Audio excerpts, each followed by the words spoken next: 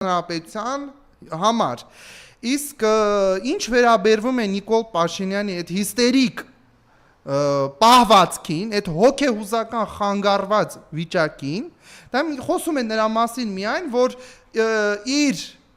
կոպիտ ասած վզին դրել են դրսի ուժերը, այդ թվում Թուրքիան եւ Ադրբեջանը,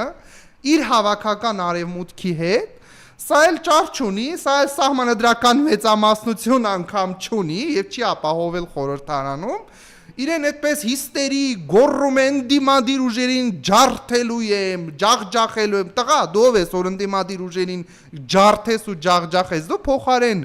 իբրև ընտրված վարչապետ փոխարեն համերաշխության, խաղաղության կոչ անես, դու բռնության կոչ ես անում, կոչս իրավապահ մարմիններին անհապաղ ձերբակալման սանկցիա կիրառեք Նիկոլ Փաշինյանի